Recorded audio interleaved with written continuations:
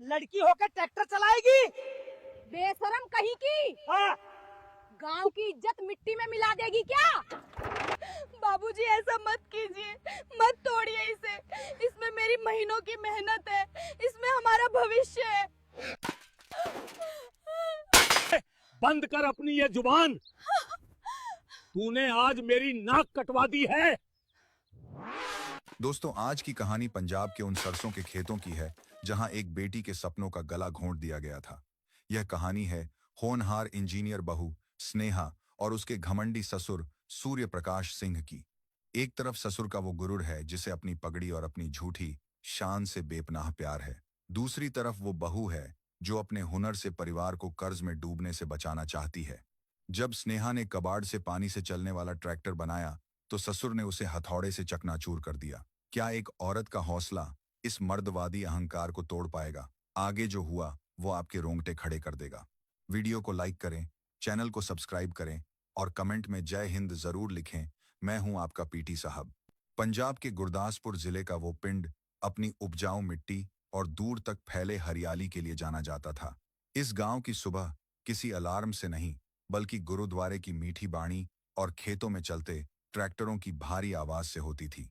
इसी पिंड के ठीक बीचों बीच सूर्य प्रकाश सिंह की एक बहुत पुरानी और विशाल हवेली खड़ी थी। सूर्य प्रकाश सिंह इस पूरे इलाके के सबसे बड़े जमींदार थे। उनका नाम गांव में एक रुतबे और एक अजीब से खौफ के साथ लिया जाता था। उनके माथे की गहरी लकीरें और उनकी सफेद मूंछों का ताव ही उनके फैसले सुनाने के लिए काफी होता था। जब वह अपनी बुलेट पर सवार होकर निकलते तो रास्ते में आने वाले लोग अदब से अपना सिर झुका लिया करते थे। सूर्य प्रकाश सिंह के लिए उनकी वो सैकड़ों एकड़ जमीन सिर्फ मिट्टी नहीं थी, वह उनका सबसे बड़ा गुरूर था, दां नहीं थे। उनकी हवेली के नियम भी उतने ही कड़े थे जितनी कि उनके खेतों की सूखी मिट्टी। उस हवेली की चौखट के अंदर औरतों की दुनिया सिर्फ रसोई के धुएं और आंगन के कोनों तक सिमटी हुई थी। कोई भी औरत बिना सिर पर दुपट्टा रखे दालान में कदम नहीं रख सकती थी। इसी घुटन भरे और सख्त माहौल में कुछ महीने पहले एक नई बहू आई थी जिसका नाम स्नेहा था। स्नेहा कोई साधारण सी गांव की लड़की नहीं थी। वह चंडीगढ़ के एक बहुत बड़े कॉलेज से पढ़ी हुई एक बेहद होनहार मैकेनिकल इंजीनियर थी। उसने अपने हाथों से मशीनों को खुलते और जुड़ते देखा था।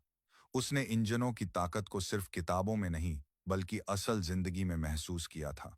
स्नेहा के पिता एक मास्टर थे जिन्होंने अपनी बेटी को बहुत ही लाड प्यार से पढ़ाया था ताकि वह एक दिन आसमान छू सके। लेकिन हमारे समाज की यही तो सबसे बड़ी कड़वी सच्चाई है। बेटियों की डिग्रियां चाहे कितनी भी बड़ी क्यों ना हो जाएं, उनकी किस्मत का फैसला अक्सर समाज के डर और एक रसूखदार खानदान को देखकर ही किया जाता है।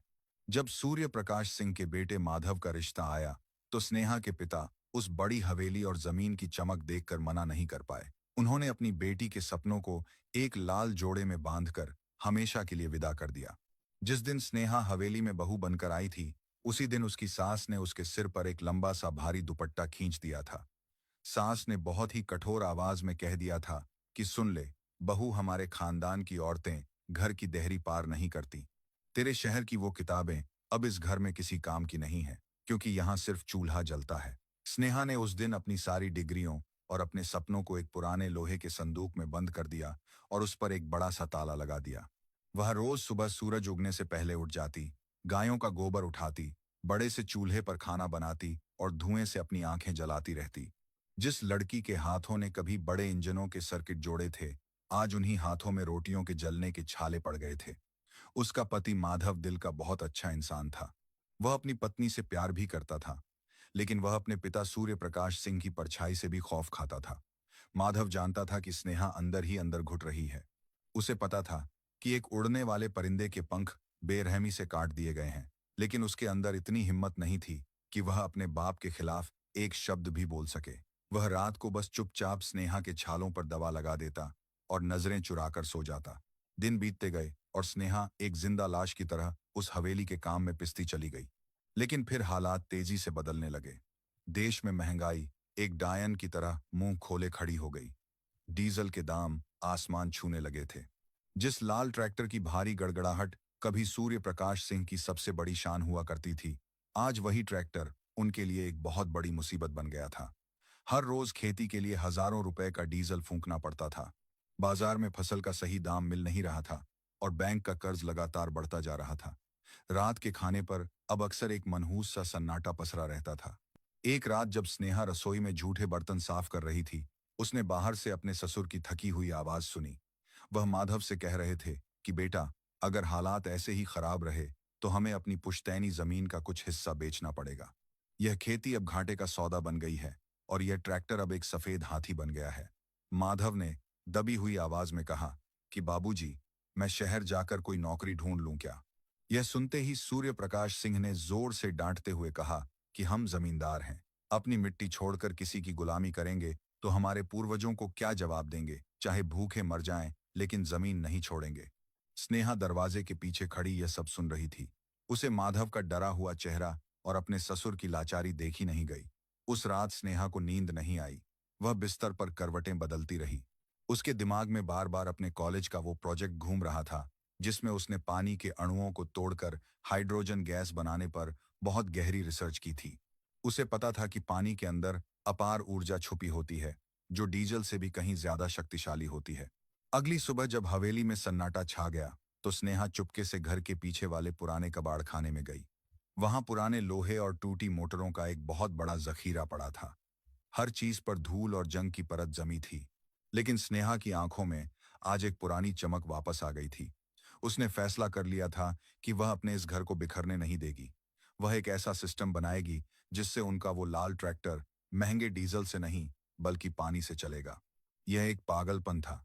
अगर हवेली में किसी को इस बात का पता चलता तो शायद उसे घर से हमेशा के लिए निकाल दिया जाता। लेकिन स्नेहा ने ठान लिया था।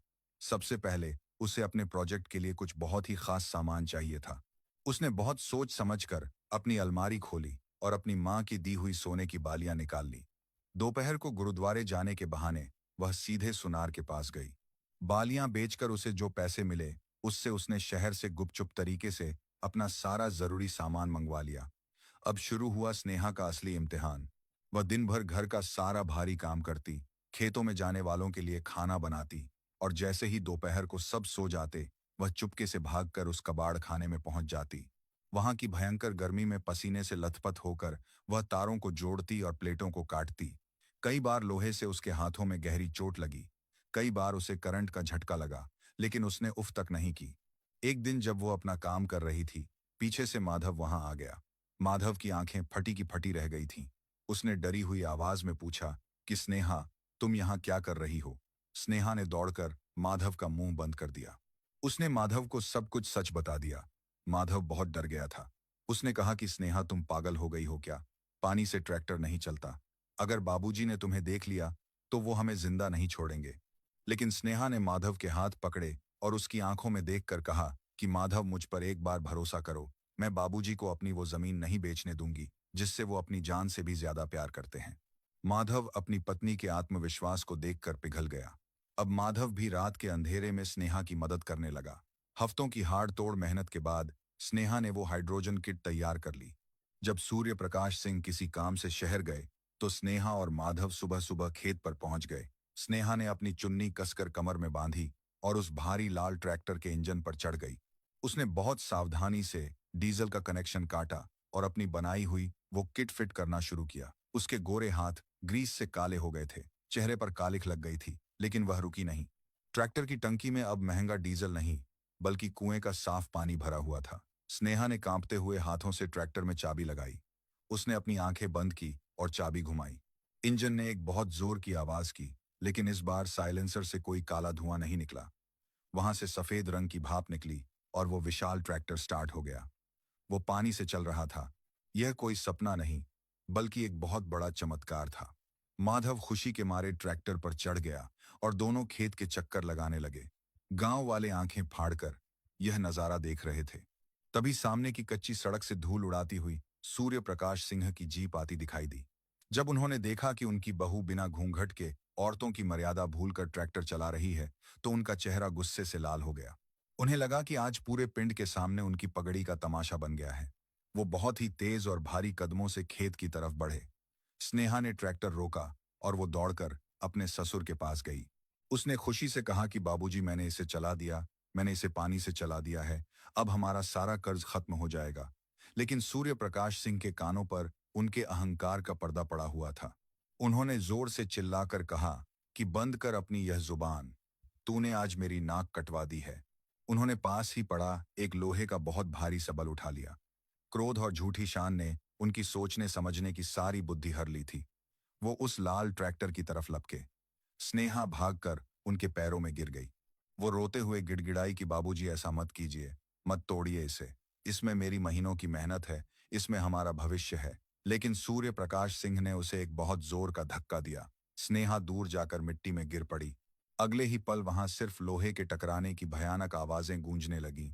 सूर्य प्रकाश सिंह ने उस भारी सब्बल से उस मशीन पर वार करना शुरू कर दिया। कांच की बोतलें टूट गईं, सारे सर्किट चकनाचूर हो गए। हर प्रहार के साथ स्नेहा के मुंह से एक चीख निकल रही थी। उसे लग रहा था जैसे वो सब्बल उस मशीन पर नहीं बल्कि उसके दिल पर पड़ रहा हो। सिर्फ 5 मिनट के अंदर स्नेहा की महीनों की मेहनत एक लोहे का कबाड़ बन चुकी थी। सूर्य प्रकाश सिंह ने हांफते हुए उस सब्बल को जमीन पर फेंका और कहा कि आज के बाद अगर तूने किसी मशीन को हाथ लगाया तो मैं तुझे हमेशा के लिए इस घर से निकाल दूंगा। स्नेहा मिट्टी में बैठी थी। उसके हाथों में कांच चुभ रहे थे। उसकी आंखों से आंसुओं की धार बह रही थी। वो उठी नहीं। वो बस उस टूटे हुए सपने को देखती रही। उस दिन स्नेहा की आत्मा जैसे पूरी तरह से मर गई थी। उसने अपने आप को कमरे में बंद कर लिया और एक जिंदा लाश बन गई। दिन बीतते गए और हालात पहले से भी ज्यादा बदतर होते गए। पंजाब में भयानक सूखा पड़ गया। फसलें पानी के बिना सूखने लगीं। बैंक का नोटिस आ गया कि जमीन नीलाम कर दी जाएगी। सूर्य प्रकाश सिंह का वो सारा घमंड अब एक खौफनाक चिंता में बदल चुका था। उन्हें अपनी बर्बादी साफ दिखाई दे रही थी। तभी एक दिन गांव में वीआईपी गाड़ियों का एक बड़ा काफिला आकर रुका। उनमें से कुछ सूट बूट वाले अफसर और जापानी वैज्ञानिक बाहर उतरे।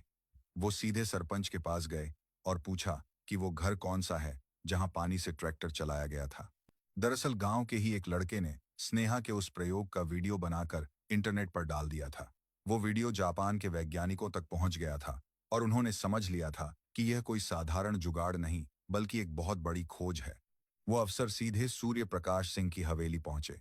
उन्होंने कहा कि हम उस महान वैज्ञानिक से मिलना चाहते हैं जिसने यह कमाल किया है। सूर्य प्रकाश सिंह के पैरों तले जमीन खिसक गई। जिस बहू को उन्होंने पैर की जूती समझा था, आज दुनिया के सबसे बड़े लोग उसके दरवाजे पर खड़े थे। माधव दौड़कर अंदर गया और स्नेहा को बाहर लाया। एक जापानी वैज्ञानिक ने हाथ जोड़कर पूछा कि बेटी, क्या तुमने सच में वो इंजन बनाया था? स्नेहा ने हाँ में सिर हिलाया। अफसर ने कहा कि हमारे पास एक बहुत बड़ा डैम बनाने का काम रुका पड़ा है।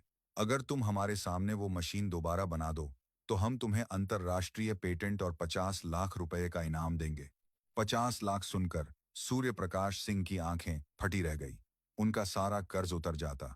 स्नेहा ने अपनी सूजी हुई आंखों से अपने ससुर की तरफ देखा। आज सूर्य प्रकाश सिंह की नजरें जमीन में गड़ी हुई थीं। स्नेहा ने गहरी सांस ली और कहा कि मैं अभी इसी वक्त आपके सामने वो इंजन तैयार कर सकती हूँ। अफसरों ने तुरंत अपनी गाड़ियों से सारा आधुनिक सामान निकाला। हवेली के आंगन में एक बड़ी प्रयोगशाला बन गई।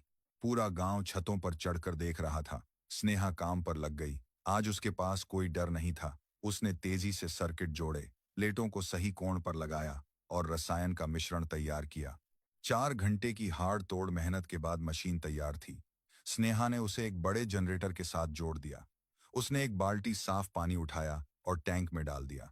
स्नेहा ने पीछे मुड़कर देखा और बहुत ही शांत आवाज में कहा, बाबूजी, क्या आप आकर इस मशीन का स्विच दबाएंगे? यह सुनकर वहां खड़ा हर एक इंसान हैरान रह गया। जिस ससुर ने उसका सबसे बड़ा सपना तोड़ा था, आज वो उसी इंसान को सबसे बड़ा सम्मान दे रही थी। यह सुनकर सूर्य प्रकाश सिंह की आंखों से आंसुओं की धार फूट पड़ी। वो अपने कांपते कदमों से आगे आए और उन्होंने जनरेटर का स्विच दबा दिया। एक पल का भयानक सन्नाटा छाया और फिर बहुत तेज आवाज के साथ वो भारी जनरेटर चल पड़ा। हवेली के आंगन में लगे सारे भारी बल्ब एक साथ जगमगा उठे। वो तेज रोशनी सिर्फ उन बल्बों की नहीं थी, बल्कि वो उस घर के अंधकार और उस पुरानी सोच के मिटने की रोशनी थी। उन विदेशी अफसरों ने जोर जोर से तालियां बजानी शुरू कर दी, लेकिन असली और सबसे भावुक दृश्य तो इसके बाद हुआ। सूर्य प्रकाश सिंह, जो अपनी अकड़ के लिए जाने जाते थे, उन्होंने अपने कांपते हुए हाथों से अपनी वो सफेद पगड़ी उतारी और उसे रोते हुए स्नेहा के चरणों में रख दिया। वो फूट फूट कर रोने लगे और बोले कि मुझे माफ कर दे मेरी बच्ची, मैं सच में अंधा था। मुझे लगा कि तू मेरी इज्जत मिट्टी में मिला रही है, लेकिन तूने तो मेरे इस घर को एक मंदिर बना दिया है। स्नेहा ने तुरंत झुककर वो पगड़ी उठाई और अपने ससुर के सिर पर वापस रख दी। उसने रोते हुए कहा कि गलती हर इंसान से होती है बाबूजी। बस आज मुझसे इतना वादा कीजिए कि आगे से इस घर की या इस गांव की किसी भी बेटी के पंख आप कभी नहीं काटेंगे। उन्हें सिर्फ उड़ने दीजिए। उस दिन के बाद वो पूरा पिंड बदल गया। सूर्य प्रकाश सिंह ने अपनी जमीन नहीं बेची, बल्कि उस इनामी राशि से गांव में एक बहुत बड़ा साइंस कॉलेज खोला। आज उस कॉलेज में गांव की लड़कियां सिर्फ रोटियां बेलना नहीं सीखती, बल्कि नई नई मशीनें बनाती हैं। दोस्तों, यह कहानी हमें बहुत गहराई से यह सिखाती है कि टैलेंट का कोई जेंडर नहीं होता। एक औरत अगर एक घर को संभाल सकती है तो वो अपने हुनर से इस पूरी दुनिया को भी बदल सकती है। जरूरत है तो बस एक मौके की, एक भरोसे की। अगर आपके घर में भी कोई ऐसी बेटी या बहू है जो कुछ अलग करना चाहती है, तो उसके पंख मत काटिए, उसे उड़ने दीजिए। क्या पता कल वो ही आपकी किस्मत बदल दे। अगर इस कहानी ने आपके दिल को छुआ है तो इसे इतना शेयर करो कि हर उस इंसान और हर उस ससुर तक पहुंचे जो अपनी बहू को सिर्फ घूंघट में देखना चाहता है। मैं मिलता हूं आपसे अगली ऐसी ही रोंग। राहुल ने खुशी से अपनी मां का हाथ पकड़कर पूछा, मां क्या मैं सबसे पहले तुम्हें देखूंगा? क्या मैं देख पाऊंगा कि तुम कितनी सुंदर हो? सुमित्रा की आंखों से आखिरी बार आंसू बहे। सामने रोशनी का एक समंदर था। उसने पहली बार रंग देखे, दीवारें देखीं, और फिर उसके सामने एक औरत खड़ी थी जिसके चेहरे पर मुस्कान थी, पर उसकी आंखों पर एक मोटी काली पट्टी बंधी थी। राहुल ने घबराकर पूछा, मां तुम कहाँ? इसलिए डॉक्टर ने पट्टी बांधी है, कुछ दिन में ठीक हो जाएगी। पर सच तो यह था कि वो हमेशा के लिए अंधेरे के एक ऐसे कुएं में गिर चुकी थी जहां से वापसी का कोई रास्ता नहीं था। अब कहानी पूरी तरह बदल गई थी। जो मां कभी बेटे का हाथ पकड़, वो एक बहुत ही बेहतरीन पेंटर बन गया। उसकी बनाई हुई तस्वीरें ऐसी होती थीं मानो वो अभी बोल पड़ेंगी। उनमें एक अजीब सी कशिश होती थी। सुमित्रा अपनी अंधी आंखों के बावजूद राहुल के लिए खाना बनाती, उसके कपड़े धोती, कई बार रसोई। खुश होने की आहट से ही अपना सारा दर्द भूल जाती थी। वक्त का पहिया तेजी से घूमा और राहुल की किस्मत चमक उठी। शहर के बड़े बड़े एग्जीबिशन में उसकी पेंटिंग लाखों में बिकने लगी। वो अब एक मशहूर सा, एक बहुत ही भयानक बदलाव आना शुरू हुआ। दौलत और शोहरत की चमक ने उसकी उन आंखों को अंधा करना शुरू कर दिया जो असल में उसकी मां की थी। अब उसके घर में बड़े बड़े लोग आने लगे थे। अमीर बिजनेसमैन, खूबसूरत मॉडल्स। कला बड़ी हैसियत के सामने ये अंधी औरत एक भद्दा मजाक है। उसके दोस्त पूछते कि राहुल ये बूढ़ी औरत कौन है, तो राहुल नजरें चुराकर थोड़ी झुंझलाहट के साथ कह देता कि ये मेरे गांव से आई हुई एक दूर की रिश्तेदार है। पर वो एक मां थी। वो बेटे के पैरों की बदलती हुई आहट को, उसकी आवाज में आने वाली कड़वाहट को बहुत अच्छी तरह महसूस कर सकती थी। राहुल अब उससे बात भी नहीं करता था। वो अपने काम में, अपने रुतबे में, अपनी झूठी शान में इतना अंधा हो गया था कि उसे वो रोशनी देने वाली मां अब